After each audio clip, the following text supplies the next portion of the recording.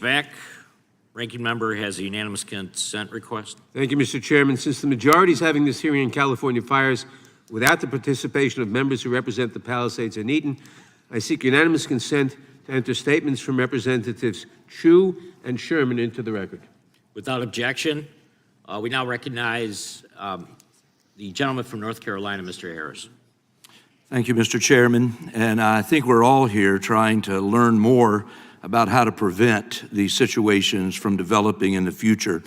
And I want to just, first of all, thank all of you for being on the panel today and sharing. And I want to address a question to Mr. Stephen Greenhut, if I may.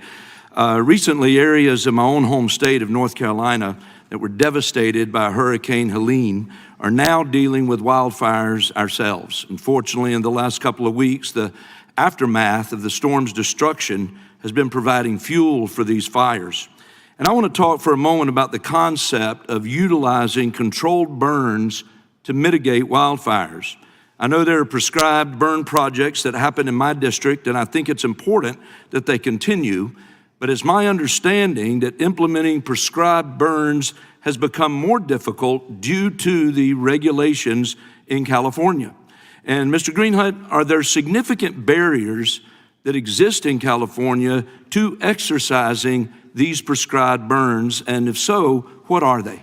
Yeah, the California Environmental Quality Act, which continues to come up, CEQA, it just imposes enormous hurdles and delays to doing any sort of project. So when we had these horrific wildfires up in Paradise in Butte County, after the fires, it took 2 years before the county was even able to let out contracts for brush clearance. There was a previous fire where it took 18 months, I believe, to get a CEQA approval to do some brush clearance, and the community was destroyed shortly thereafter. So CEQA is a huge hurdle for everything. And one of the points about CEQA, we hear a lot that, we need these regulations to protect the environment. But the CEQA delays and lawsuit process doesn't help the environment. I was just looking up, 49% of lawsuits, CEQA lawsuits, are public projects, and many of them are environmental projects, including parks, university housing, renewable energy. 80% of them are infill projects, which are, a lot of people in California say we need more of those to deal with climate change, and yet the lawsuits target those projects.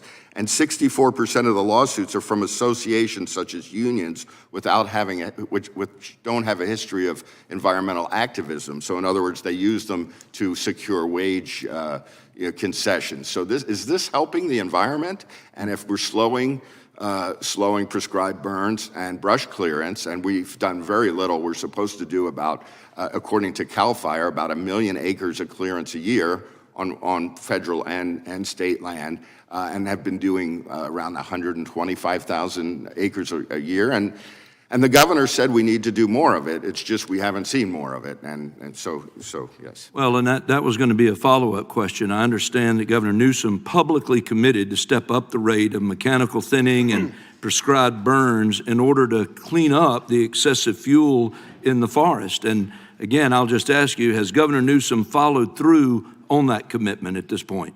Well, I agree with what he's saying needs to be done. What I'm looking at is that we have all these bureaucratic hurdles. So I think even if a governor issues an executive order, everything still gets just gummed up in the works. And that's kind of what I want to address, is some of these long-term regulatory issues, not the short-term partisan issues. Yeah. Well, let me ask you this, and I want you to use the balance of the time.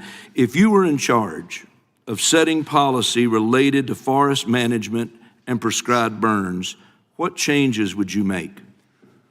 Well, I think the focus, since I'm not an expert in forest clearance, is dealing with CEQA. I mean, that is an impediment to everything. And our state, whenever there's a project our state needs to, some lawmaker wants to get through, such as the Kings Arena in Sacramento, what's the first thing they do? A CEQA exemption.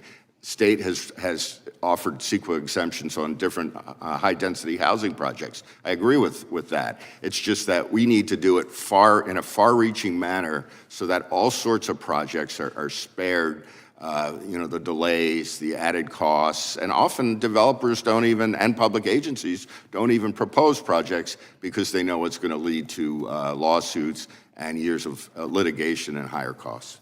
Well, and again, let me just say in closing, I want to thank all of you on the panel for what you're sharing. I don't think anybody is here to exploit anything today. I think we're here because we want to get the takeaways that can help us prevent anything like this from happening again. Certainly, I feel that way for my own home state of North Carolina and others around the country. So thank you, gentlemen, for sharing.